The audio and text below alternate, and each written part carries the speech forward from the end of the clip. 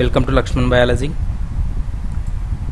Now I'll explain second PUC Biology Model Question Paper 2, which is given by the Karnataka PU Board.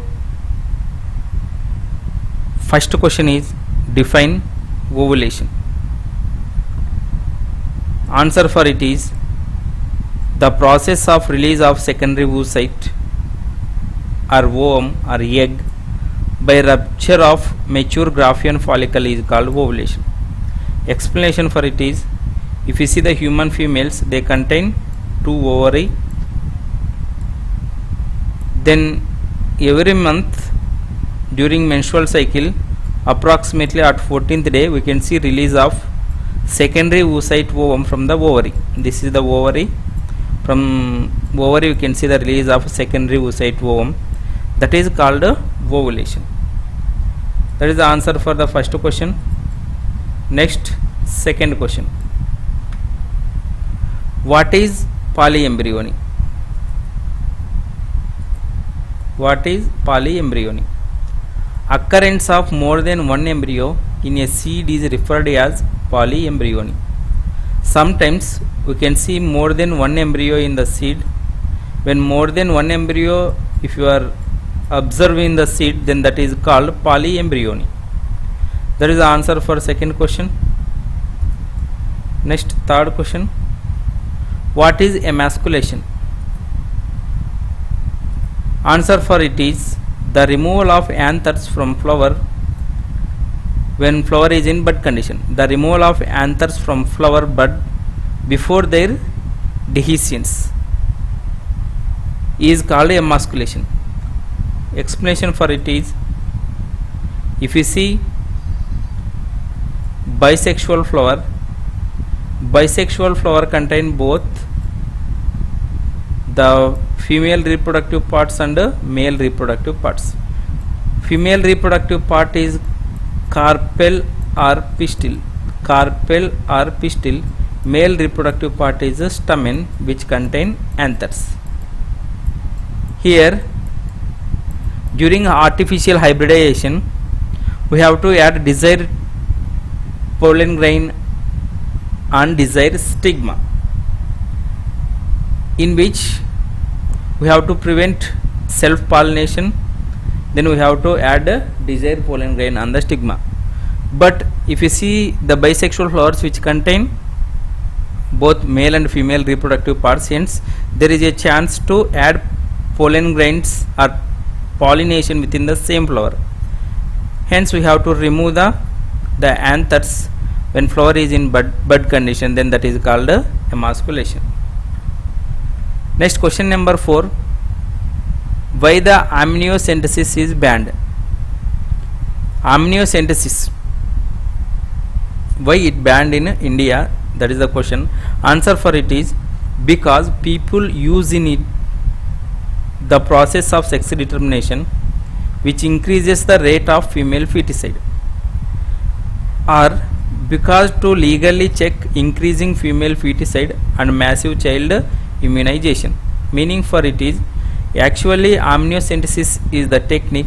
In amniocentesis, we can detect the genetic disorders of baby. This is the baby. That baby is present inside the uterus of mother. Surrounding to the baby, we can see the fluid. That fluid name is amniotic fluid.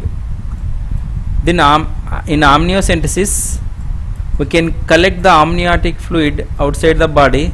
Then this amniotic fluid contains cells of baby. We have to observe the chromosomal pattern in that cells. There is any variations in that cells, based on that we can identify the genetic disorders in the baby. But nowadays what happened, amniocentesis misused to detect the sex of baby. If baby contain both X chromosomes, we can identify that baby is female baby. If the amniotic cells contain X and Y chromosomes, we can identify the baby is male. Then if we are identify baby is female, few members are killing that baby by using medical termination of pregnancy. Hence the amniocentesis is banned in our India to prevent misuse of amniocentesis. Actually amniocentesis is used for the identification of genetic disorders, but nowadays this amniocentesis technique lot of members are misusing to identify the sex of baby. That is the explanation for fourth question. Next, fifth question. Define polygenic inheritance.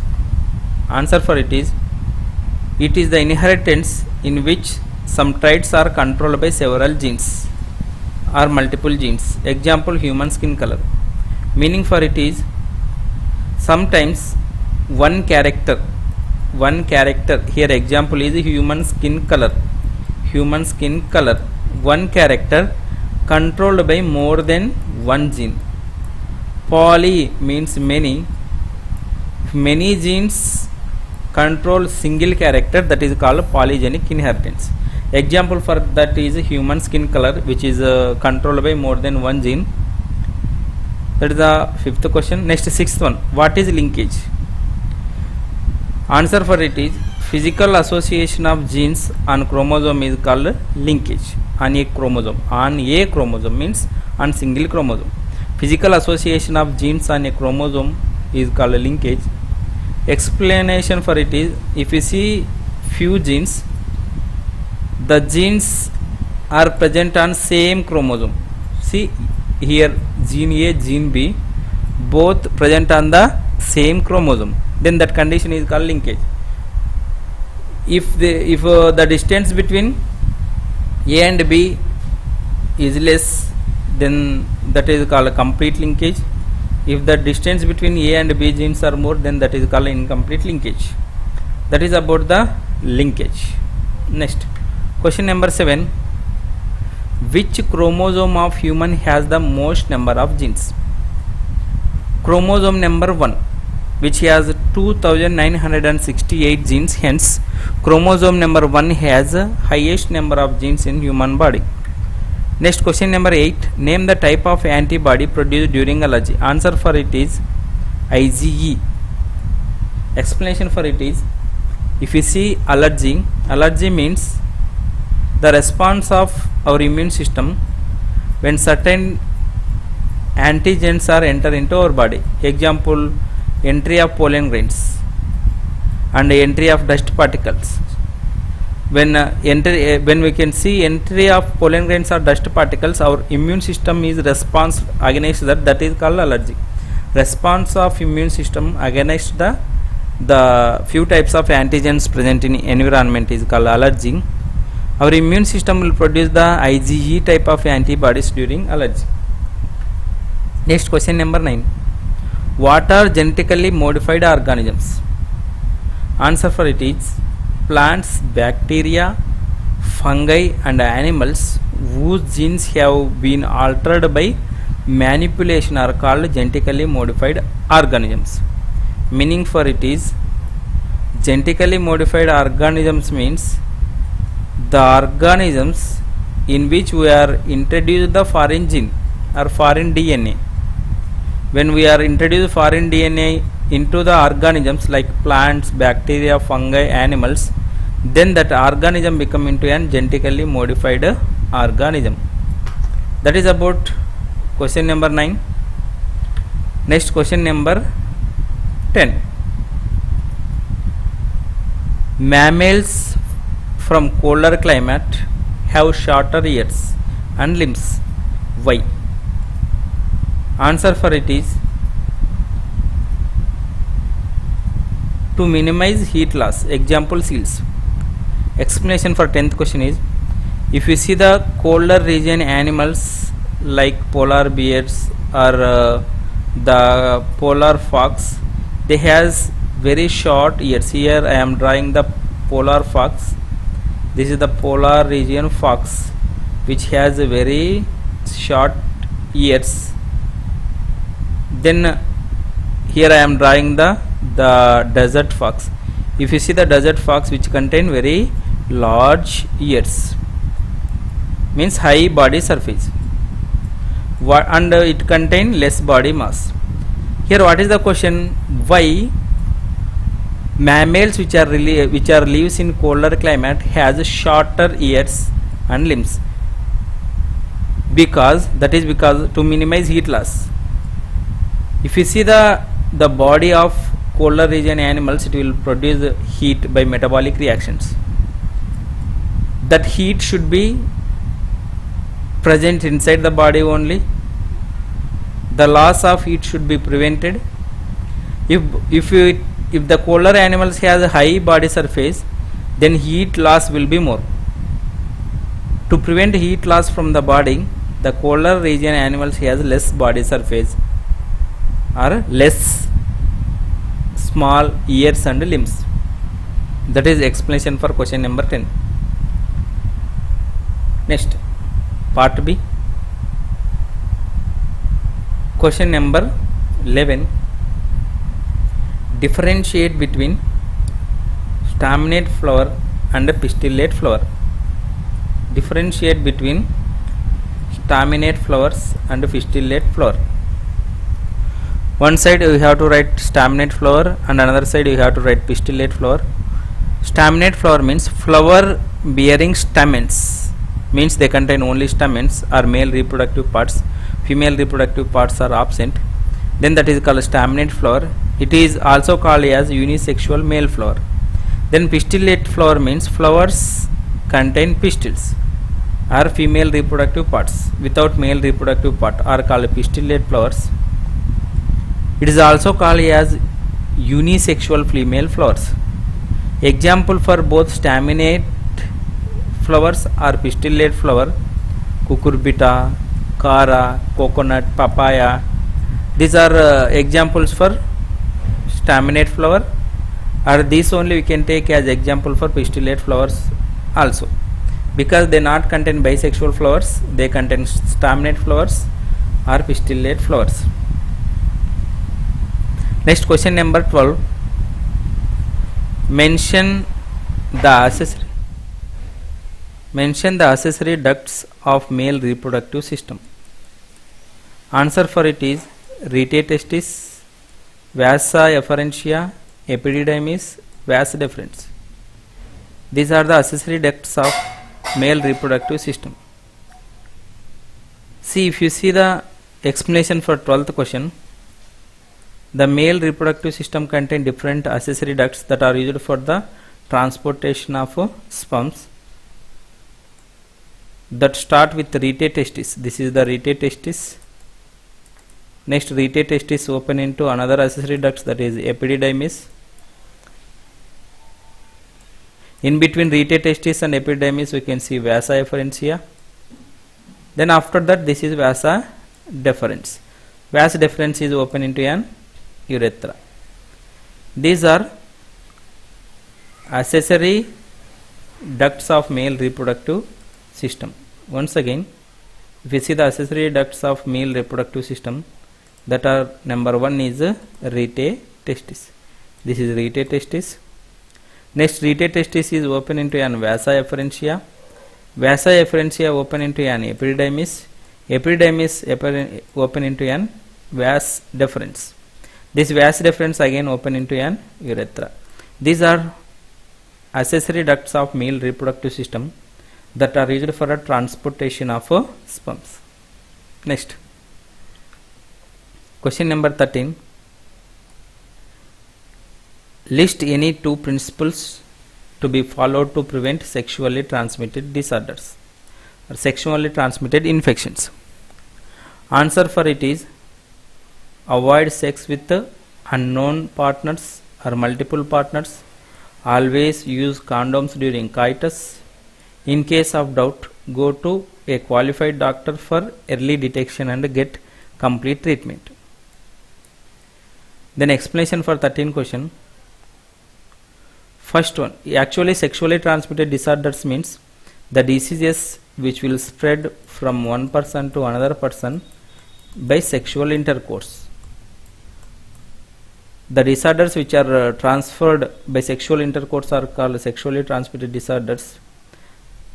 That can prevented by avoid sex with unknown partners and multiple partners. always use condoms during coitus. Meaning, see, these condoms are barriers. They can prevent the transfer of the sexually transmitted disorders from one person to another person. In case doubt, sexually transmitted disorders we can detect by the few early symptoms. Then anyone get that early symptoms of, or anyone have doubt, then they should meet to the qualified doctor for early detection. When we are detect sexually transmitted disorders early, then easily we can cure from that sexually transmitted disorders. Then question number 14. Write the karyotype of Down syndrome and Klinefelter syndrome. Down syndrome chromosomal complement is called karyotype. The karyotype of Down syndrome is 45 plus XX in female, 45A plus XY in male. Actually, Down syndrome means Down syndrome people contain one extra 21 chromosome. Then if it is female, the Down syndrome karyotype is 45A plus XX. If it is male, Down syndrome chromosomal complement is 45A plus XY. Here A means autosomes. Next, Klinefelter syndrome chromosomal complement or karyotype is 44A plus XXY. Klinefelter syndrome means those are males, but they contain one extra X chromosome. They contain XY chromosome. Total number of chromosomes are 47. That is the answer for question number 14. Next, question number 15. How anaerobic bacteria are beneficial in secondary sewage treatment? Answer for it is anaerobic bacteria digest the bacteria and fungi which present in activated sludge. During this digestion, they produce gases like methane, hydrogen sulfide and carbon dioxide. These gases will form the biogas. Explanation for 15th question. If you see the sewage treatment, removal of waste products from the sewage water or drainage water is called sewage treatment, which occurs by two stages, that is primary treatment and secondary treatment. In secondary treatment, inside the aeration tanks we can see the growth of bacteria and fungus. They can form flokes. Then after decrease of all BOD levels or all organic matter, the water or secondary effluent from secondary treatment or from aeration tank we have to send it to the secondary settled tanks. Here what happened, that the bacteria and fungus goes to the bottom and settle at the bottom. Then these flokes or then these settled substances is called activated sludge. That activated sludge we have to use for production of biogas. If you keep that activated sludge in the biogas plant, the anaerobic bacteria grow on this activated sludge, then they will produce the biogas. That is the explanation for 15th question. Next, question number 16. Which are the four basic processes that can fluctuate the density of population in a given habitat? Answer for it is natality, mortality, immigration and emigration. Explanation for it is, there are four. They asked what are the basic processes which can bring variation in density of population. See, that are number one is natality. Natality means number of births in a given population at given time is called natality, which change the population density. How? If natality means birth rate. If natality increase, number of peoples increase or density of population increase. Hence it is one factor which will change the population density. Then mortality. Mortality means number of deaths. Number of deaths in a given period at given time in a given population is called mortality. When mortality increase, the population density is decrease. Hence it is also one factor which will affect the density of population. Next, immigration means number of organisms enter into the population from another population or from elsewhere. Emigration, number of population or number of organisms leaves from the population is called emigration. When emigration increase, population density decrease. When immigration increase, population density increase. Hence these are the four factors which will affect on the density of a population. Next, question number 17. What is sacred grove? Give an example.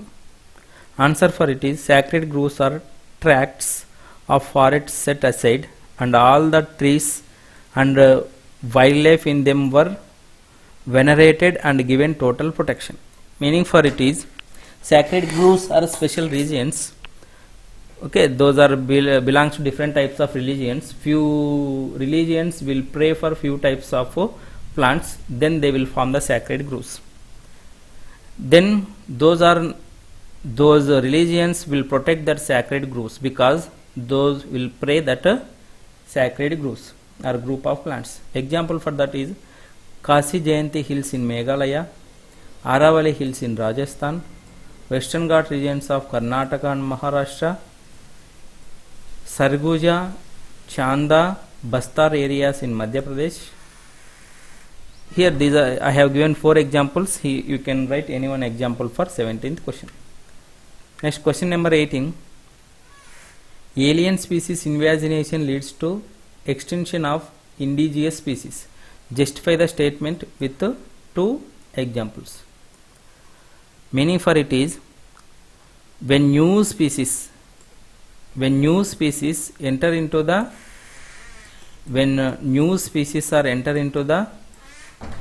particular place, example India, if you bring one organism which lives in America into the India, the organism is called alien species.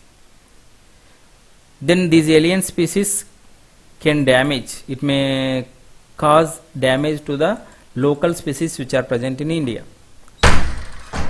Then that is the question, we have to write answer by and examples. Answer for it is, when alien species are introduced, they turn invasive and cause decline or extinction of indigenous species. Meaning for it is, when alien species are enter into native area, there is a decrease of or there is a death of local variety species. Example, Nile perk, it is one type of fish. That Nile perk is introduced into Lake Victoria, which is present in East Africa. In East Africa, one lake is there, name of the lake is Lake Victoria. What happened? Those are introduced one fish, alien fish into the Lake Victoria, which leads to extinction of 200 species of local variety species which are present in Lake Victoria. Okay, because of introduction of alien fish, that is Nile perk or Nile perch, there is a death of 200 different local variety of species in that lake. Apart from that, invasive weed species like Parthenium, this is one type of plant, it is also called as carrot grass, Lantana, Eichhornia, these 3 are one plant species. Those are also invasive species. Those can damage the native species. Next, African catfish, it is one type of fish. African catfish, which is introduced into indigenous in Indian water bodies, that will threat to indigenous catfishes. Means when we are introduced African catfish in our Indian water bodies, then there is a death of local catfish. That is because of African catfish.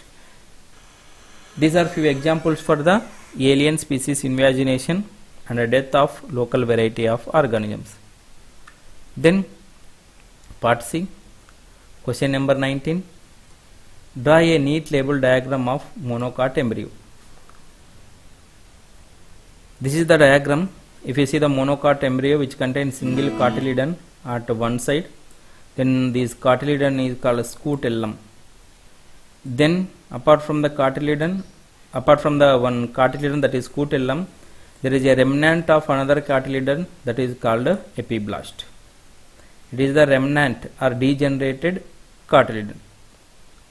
Then apart from scutellum and epiblast, you can see the embryonal axis. This is the embryonal axis in monocot embryo or gross embryo. If you see the embryonal axis which contain epicotyle, epicotyle is region of embryonal axis which present above the cotyledon. Next, which also contain hypocotyle. Hypocotyle means region of embryonal axis which present below the cotyledon level. Then if you see in epicotyle, there is a shoot apex and coleoptile that become into an which contain plumule which become into an shoot system. Then if you see the hypocotyle which contain radicle which become into an root system. Surrounding to the radicle you can see the root cap. Then root cap is again surrounded by the coleorhiza. This is monocot embryo diagram. You should draw the neat label diagram. Then you should write at least 6 labels, each label half mark. That is about first part. Then remaining we will discuss in second part.